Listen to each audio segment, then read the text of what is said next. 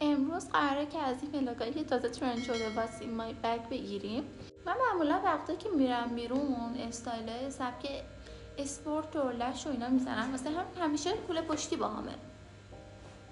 خیلی کم پیش میاد که من استایلای کلاسیک و اینجور چیزا بزنم، اونم که خاص خودشو داره.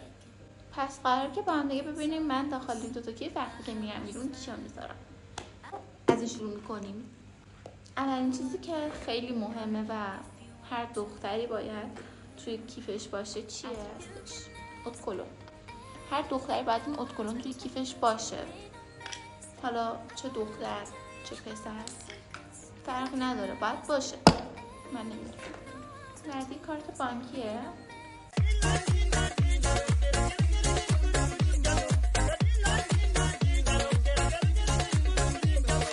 که یه چه خوشگله.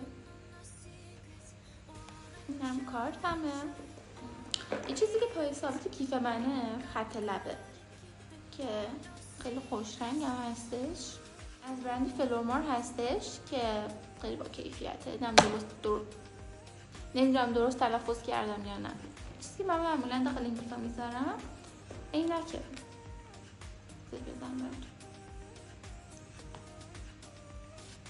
نمیدونم الان بذارم رو چشم باشه یا نه. من موهام چون همیشه بازن نمیدونم، و اینا این کوچیکا معمولا خیلی میرن رو مخم، واسه همین از این گیرای کوچیک با همه میشه بزنم.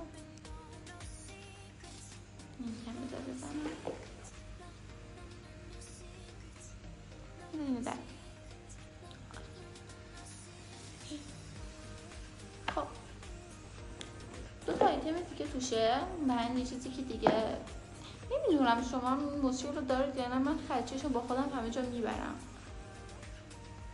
خوشم میاد واقعا، خرچه‌شو دوست دارم. اینم از برند هدا بیوتیه. و آخرین آیتم یک رژ لبه که اینم از همون برند نوته. نمیدونم درست تلفظ میکنم یا نه. میریم سراغ ایشون که خیلی هم سنگینه، خدا نمیدونم چی توش میذارم، همیشه خیلی سنگینه. چون الان هوا سرده من این گوشبنده رو همیشه میذارم تو کیفم. یه چیز بگیرم. مثلا من هوا سرده دیگه همیشه اینو با خودم همه جا میارم. من خیلی آدمیم که زود تشنم میشه. یه ماگ پر آب همیشه با همه، پاور بانک و شارژر دوتاش با همه، چون مثلا شاید برقا بره بعد من این سیمو دارم میزنم به این، یا گرمپیری باشه اوکی همین میزنم. بازم اسپری، اینم از برند ریسانا، خیلی خوشبوه. بعدی الکل، چون من آدمیم که میشه گفت یکم وسواس تمیزی دارم، نه از اون وسواسو که خودم بکشم واسه اینکه من چرا مثلا این لک افتاده اینجا، نه، معمولا رعایت میکنم دیگه. الکلم اینم دست کلیدمه. الان کلیدامو در بردم. چرا در بردم؟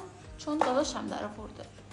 بازم تینت و لیپگلاس و میشه گفت بیشتر اوقات با خودم آدامس و آب نبات و اینجور چیزا میارم، ولی الان آدامسم چون تموم شده آب نبات میبرم و آب نباتمو توی میذارم. بریم میکشیم رو بخوریم. الان از این آب نبات جرقه‌ای ها توشه، جرقه‌ای نیستن اما که ترشن.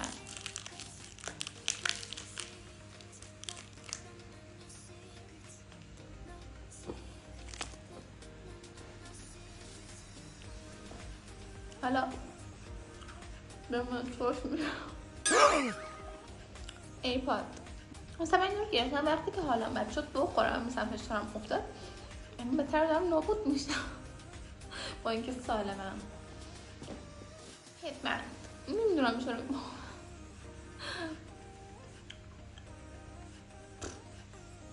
کلیپس داره شیرین میشه. اول خیلی طول شد، چیزای شیرین متنفرم. دکور وایسادم چون داریم اعصاب کشی میکنیم و هیچی تو خونمون نیست، هیچی، فقط این هستش با تلویزیون که اونم رو دیواره. و ما همه چی رو بردیم و قرار که به زودی بچینیمشون و اونجا یه دکور خفن دارم تهیه میکنم که بلاگور یکم بهتر بگیرم. چون خواهرم بابات کوچیکه، من کارت شهربازی 3 تاشو همیشه با همه و یه کارت مجتمع که هممون میشناسن، کارت بانکی و کارت بانکی دیگه. حمایت کنید تا پیجم بره بالا.